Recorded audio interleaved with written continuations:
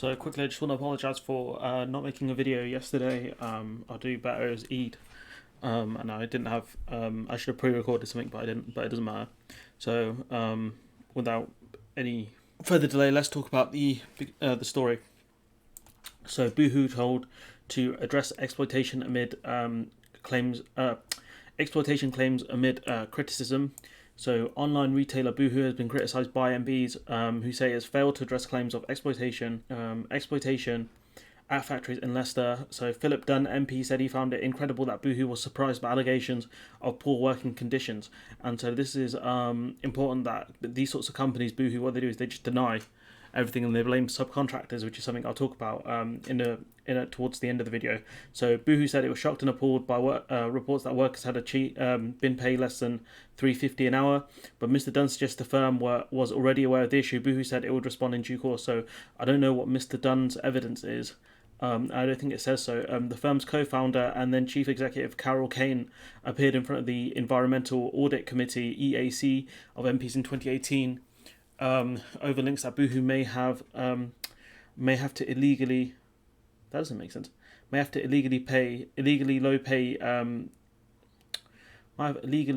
in. Oh, okay. So may have that doesn't make sense. May have illegally low pay in Leicester's garment factories. Is incredible. However, over a year ago, the committee highlighted illegal work practices in its supply chain. Boohoo had publicly denied any knowledge of that. Of what has been happening for years. So Mr. Dunn. He's got this evidence from prior committees, but at the same time, I think that Boohoo should have been fined massively for this. Should have been fined absolutely massively for this because it is on them. They choose who their contractors are. It is shameful that it took a pandemic and ensuring outrage about working practice in their supply chain for Boohoo finally to be taken to task for turning a blind eye, he said. Last week, Boohoo, which also owns Pretty Little Things, the Pretty Little Things, is it not? Pretty Little Things. I thought it was Pretty Little Things. Pretty Little Thing brand faced a backlash after report claimed workers at a Leicester factory were making £3.50 while being offered no protection for coronavirus. And I think I've got a video here which will show it. The national minimum wage for people over 25 is £8.72. I still think that's really low. So the firm has ordered an independent review of its UK supply chain as a result, which will be led by Alison Levitt, QC, a barrister specialising in business and crime, financial services. Hopefully she does a good and thorough job of this. The committee was also asked what measures the retailer had taken to protect the workers that had made its clothing during the pandemic and whether it would allow the establishment of formal trade unions. They shouldn't have to. No one should have to ask permission to set up a formal trade union. No company should be like, we're not going to do that. These workers do need to get into a union or set up their own union, whichever one is easiest for them and best for them. Other fashion retailer stores have distanced themselves from Boohoo over the recent reports. So next, ASOS. ASOS is one I'll talk about in a minute. And Zalando, I've never heard of them, all announced that they stopped selling Boohoo clothes on their website in July. The retailer said they were pausing relationships with Boohoo brands pending the outcome of the company's investigation. Boohoo's share price plunged over the last month. It currently stands at 210 pence.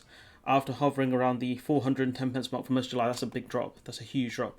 And so I think, well, I'll talk about the end what I think should happen. So if we actually look at this video here, at the working conditions, it'll be somewhere around here. So this is something you would see in sort of like Bangladesh or India, but no, this is meant to be no, this is Bangladesh. I don't know why they've thrown stock footage of Bangladesh in. Well, that's a big whoopsie on my part. It does say Bangladesh in the corner. But yeah, if Boohoo are putting people in working conditions like this and not paying them properly, this is a hotbed for COVID potentially. There's no footage of any of this place. I wish they did, but I haven't found any. But what we can see here is Boohoo have paid their workers incredibly low amounts. Just to get a crafty one in at ASOS as well. Cradle of disease, ASOS warehouse staff reveal coronavirus fears. So ASOS have not put out proper PPE or anything like that, as far as I know, for their workers in the West. I don't know if that's still going on, but that was a big thing as well. And the only way to deal with these companies that do this, specifically Boohoo and ASOS, if you feel inclined, boycott them. Put it on Twitter, get a trend in that if you're a person who buys clothes from Boohoo, put on Twitter that, look, I can't buy clothes from a company that does this. I mean, arguably, you could say that, well, we should all be buying fair trade clothes, and that even me, myself, Big Magic, I'm a hypocrite in this because I buy clothes that are most likely from a sweatshop. Even if I go to a place like Burton's, which is a bit more expensive than say Primark, the workers will still be getting paid incredibly low wages, and that's something that I will have to think about as well. Oh, and I forgot to mention this song by Loki, where he talks about companies blaming their subcontractors for all the problems. So Boohoo will say it's not our fault, it's the manufacturer we're buying the clothes from in the UK. They're the problem. But then you got to ask yourself, how are you buying the clothes so cheap from this manufacturer?